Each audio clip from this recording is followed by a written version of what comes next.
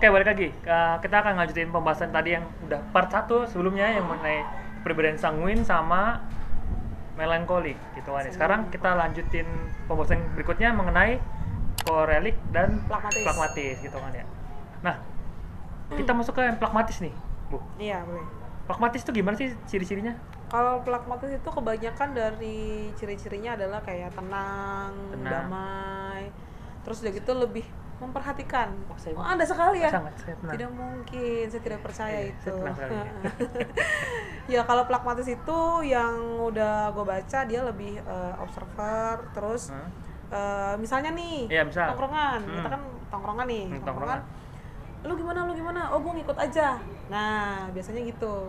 Orang yang nggak banyak mikir, cuman banyak merhatikan. Oh, berarti teman tongkrongan saya plakmatis semua? Semuanya. Kalau kita mau beli martabak nggak?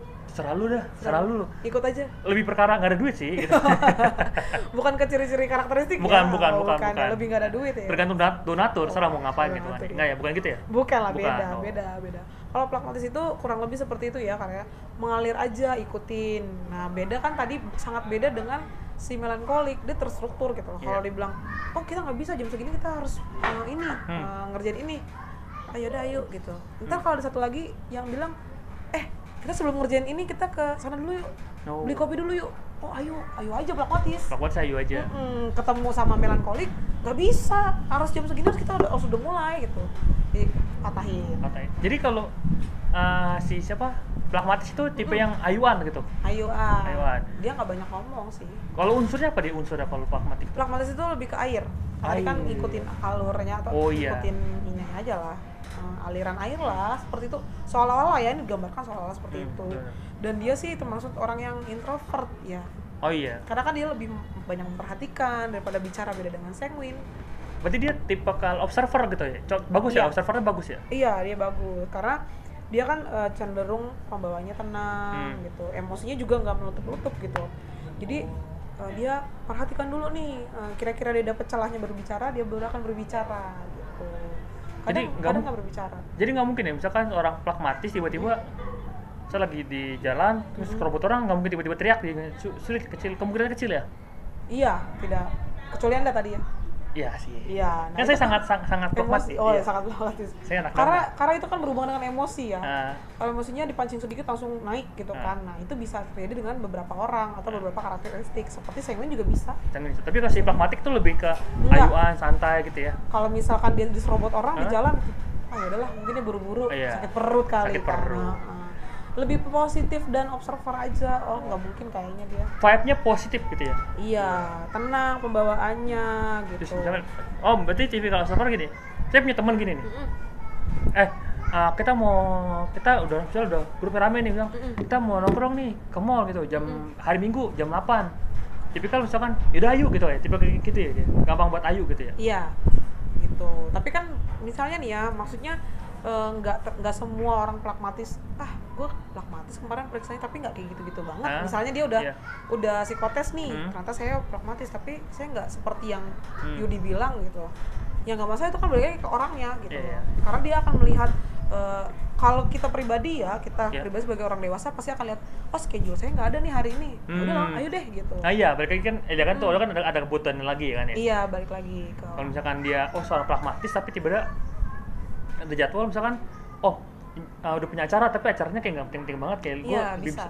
Ya, ayo aja tetap gitu kan. Bisa. Jadi dia bisa mengalihkan yang acaranya yang lain terus ke mall gitu. Misalkan acaranya cuma main game. Acaranya main game, iya. Bagi laki-laki itu penting. Sangat penting ya. Penting, ada waktu khusus untuk main game. Oke. Apalagi nih yang tanyain? Nah, berikutnya kan ada yang terakhir nih yang kita belum bahas. Kolerik. Ciri-cirinya apa sih tuh kolerik? Ciri-cirinya kolerik itu dia ambisius. Menggebu-gebu. Jadi kalau dia bilang A, dia harus dapetin yang A. Jadi nggak ada istilah apa? Kalau tidak ada rotan akar pun jadi, nggak ada tuh istilah gitu. Kalau kesana sih cenderung ya. Cenderung dia kan tetap akan nyari rotan terus gitu kan ya. Kalau memang ini yang dipercayain sama dia, ya udah inilah harus kita lakuin. Misalkan kita satu tim nih, kayak gini ya harus dikerjain gitu. Terus Yudi nih bilang, kayaknya bisa deh kesini. Enggak, coba aja dulu nih sampai selesai gitu. Dia cenderung orang yang ambisius, jadi melakukan sesuatu dari awal sampai selesai. Nah biasanya itu itu tuh banyak lebih ke dominan ya. Kalau di tim, di tim sosok memimpinnya kurang, cuman dominan. Tapi dia selalu bisa menyelesaikan tugas yang nggak seolah-olah pengen menunjukkan gue bisa nih di tim gitu, nggak seolah-olah seperti itu. Dia juga punya sisi optimistis banget. Ketika dikasih tugas dalam satu kelompok, dia benar-benar akan menunjukkan jati dirinya sebagai kolerik, mengerjakan sesuatu sampai selesai, dan itu akan tepat gitu loh. Dia menjamin kalau yang dilakukannya itu benar gitu. Jadi tapi ciri yang paling kuat dari si kolerik itu adalah si optimistiknya itu ya? Iya, sama ambisinya itu. Ambisinya itu gitu ya? Banget, besar banget ambisinya. Apa?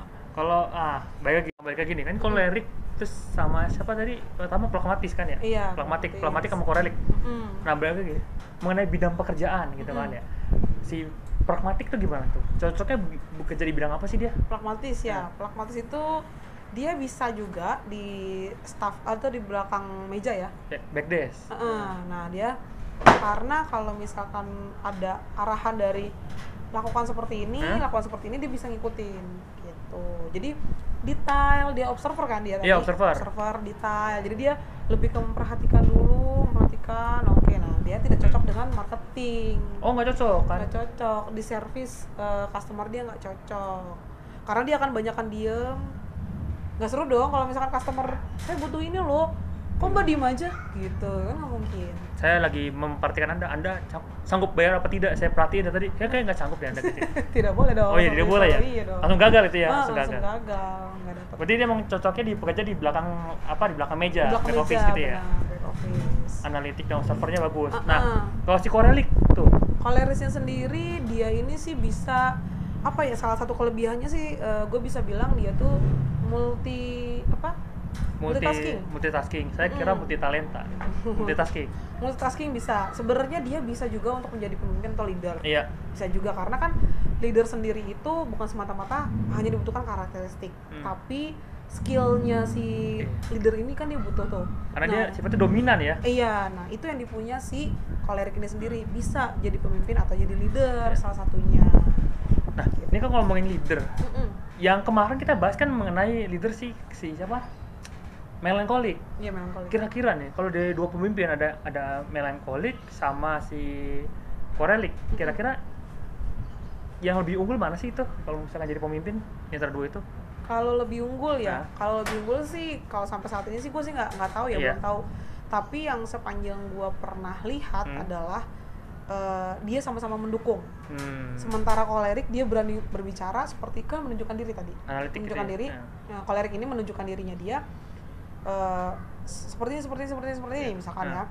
Nah dari belakang itu dia bicara itu basicnya adalah atau dasarnya landasannya adalah orang melankolik. Jadi begitu melankolik ngasih ide, nah kolerik ngejalanin. Gitu. Saling mengisi gitu kan ya? Iya, jadi sama-sama mendukung sih. Kalau untuk di mana menonjolnya sih kalau misalkan dilihat dari kasat mata ya kolerik. Tapi kita kan juga harus tahu nih basicnya atau dasarnya si kolerik ini bisa naik karena siapa? Karena melankolik juga. Sama-sama mendukung lah istilahnya. Berarti misalkan ada sebuah tim 4 orang, ada 4 kepribadian berbeda. Itu sebenarnya bagus ya, karena saling melengkapi bukan ya? Bisa, iya. Misalkan ada si Sangwin yang jadi orang pemasarannya di depan, terus segala macam. Terus ada orang pragmatis yang di belakang meja semua tulis semuanya, nyiapin strategi. Iya, nyiapin strategi. Terus orang si siapa? Melankolik yang menganalisa segala macam. Terus yang di depan manggil mengambil peran sebagai pemimpin dan dominan ada si koleliknya. Gitu. Jadi sebenarnya 4 kepribadian ini saling melengkapi ya? Iya, saling melengkapi. Jadi lengkap lah kalau misalkan satu leader, tapi kan jarang. Jarang gitu kan ya. Satu tim isinya orang-orang kolelik, dominan. Iya, dominan. Berantem atau diem. Oh, kenapa diem? Kan kalau misalkan dia punya pertimbangan resiko. Kalau saya maju nih akan ada seperti ini. Kalau orang dewasa kan pasti kita mikirnya kan ke depan dong. Iya, kalau saya ngomong, saya seperti dia. Otomatis misalkan gue ngomong nih berdiri nih, begini di tim kita gini. Otomatis lu kan observer gue juga dong. Betul. Oh kayaknya gue sama nih sama dia nih. Tapi ketika lu ngomong, gue ngomong, itu nggak akan ketemu dong. Oh iya betul. Ketabrakan dong. Gitu. Saya pikir orang kolerik itu tipikal YOLO, you only live once gitu. Jadi kayak apa aja dihajar, apa aja dihajar, enggak juga ya. Ternyata ada risk takingnya juga ya, pemikiran. Iya. Nah salah satu contoh orang kolerik. Iya. Bapak Joko Widodo. Bapak Joko Widodo kolerik? Kolerik dia. Oh, itu cocok jadi presiden ya, karena iya. dominannya. Tapi dia mengambil keputusan resiko juga, coba lihat dari kinerja dia beberapa ya, yang kalau kita perhatikan ya sangat resiko tinggi gitu. Cuman ketika dia sedang mengerjakan di Papua, dia mengambil keputusan di Jakarta, hal seperti itu kan dibutuhkan kan. Nah jadi begitu hasilnya kelihatan dua-duanya, timbul dua-duanya, bukan satu dikerjain sini naik baru ini baru naik gitu. Ini nggak langsung dua-duanya. Itu tadi bilang multitasking itu ya. Multitaskingnya itu kelihatan. Jadi nggak misalkan fokus di Jakarta doang, fokus Jakarta ya. Di sana lupa gitu kan, pasti saya baru ke sana itu nggak buat tipikal kolerik yang nggak multitasking ya. Iya. Belum tentu. Jadi contohnya itu seperti Bapak Presiden kita, Bapak Joko Widodo, dia orang kolerik gitu. Oke, kalau gitu 4 kepribadian sudah kita bahas tadi, dari kemarin sudah kita bahas, sekarang lanjutannya. Nah, kalau misalkan teman-teman ada pertanyaan mengenai kepribadian yang sudah kita lontarkan tadi ya, silakan tulis di komen di bawah. Sampai jumpa di video berikutnya. Terima kasih.